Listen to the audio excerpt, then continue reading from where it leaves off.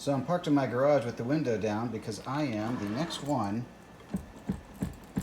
in the do-it-yourself door handle support group. So obviously my inside handle works fine.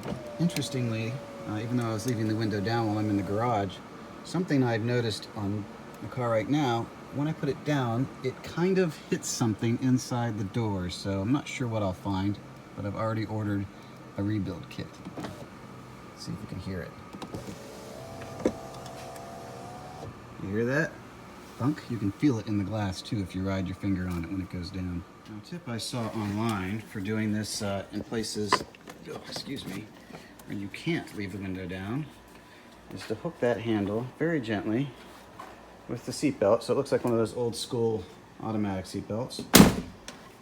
And then to open, since obviously the handle doesn't work, you'd go to the back door, reach around, and there you go.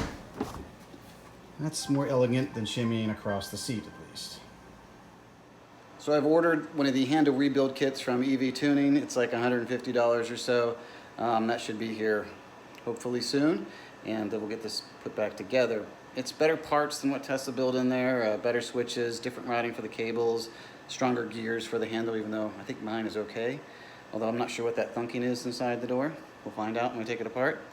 But in the meantime, that's my workaround for when I drive it. I think I might be using the old Subaru more often than this car just because of the hassle.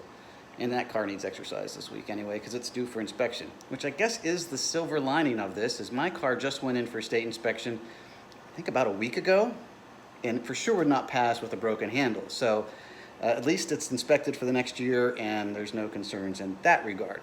As for what is making up the handles in this car right now, I think they're mostly all Gen 2s because of the date when the car was built, and it's had the front passenger door has been replaced. The back driver's side was replaced because of the accident repair, so they put in a new handle. I guess they didn't reuse the old handle for that.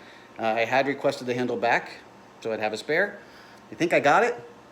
No, I have no idea where that handle went. And I'm not sure, but I think there may have been a repair done to the back passenger side. Weirdly, the driver's door handle, the one that gets used every single time you use the car, and the majority of the time it's just me in the car, that one has had nothing done to it until, well, this. 73,000 miles, and it's about a little over 5 years old. So I guess that's pretty good for an original handle.